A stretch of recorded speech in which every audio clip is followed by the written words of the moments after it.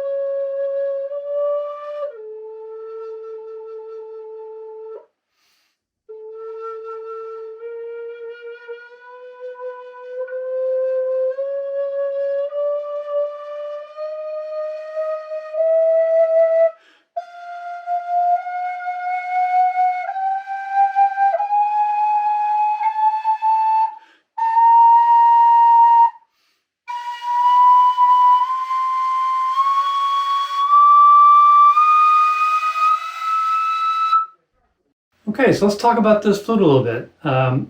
If you're familiar with Native American style flutes at all, you'll note that the high end goes way higher than anything you have probably ever heard in the Native American style flute.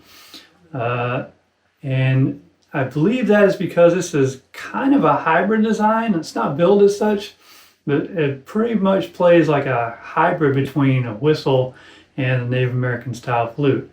Now, it definitely has the NAF characteristics like the slow air chamber, 6-hole design. The fingering in the lower octave is pretty much normal. I'll give you a link to the fingering chart for this, and it's kind of what attracted me to this flute to start with. So if you look at this fingering chart, it goes a lot higher than normal. So your upper octave, you get really a high C, D, and all the way up to E, and it kind of tops out there. But your typical NAF arrangement tops out at C. Now, so that gives you some extended range for things. Now, some of the notes, some of the cross-fingering notes suffer a little bit. So you do have to be careful with your breath control, and I was looking at my tuner to try and keep myself honest there. And especially in the upper octave, you really have to half-hole all the in-between notes. So the high B, C sharp, D sharp, you really need to half-hole those to get them to intonate well. But the fact that they're there is pretty incredible. Now, give you a closer look at this flute. It's kind of carved, very attractive markings on here and carvings. It's kind of unique. It is actually tunable, comes apart. So it's actually 3 pieces.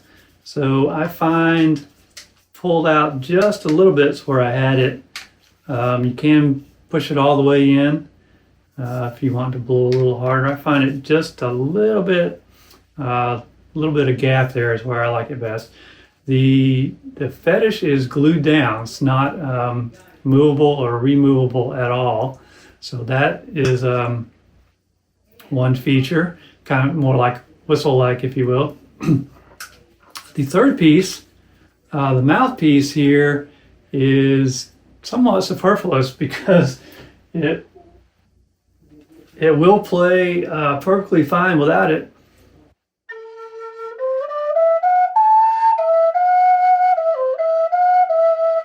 Tone color is affected a little bit, so depending on your personal preference, you may want it one way or the other.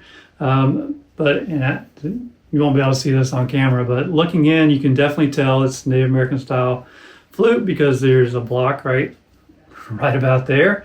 And there's just a single hole drilled into the top of top of the mouthpiece.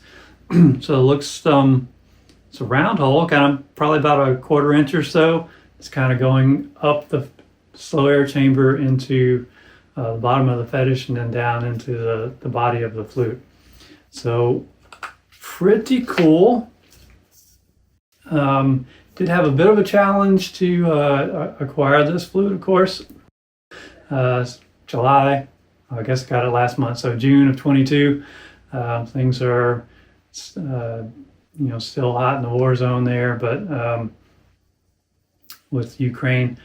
But wanted to get it kind of as a way to support, little guys that are doing good. And I won't get too much more into the politics there, but was happy to support craftsmen that are sending out good things into the world. Yeah, so that's about all for this one, and I'll give you a link to the other one, which is a very different kind of flute from close by in the world. Till then, thanks for watching.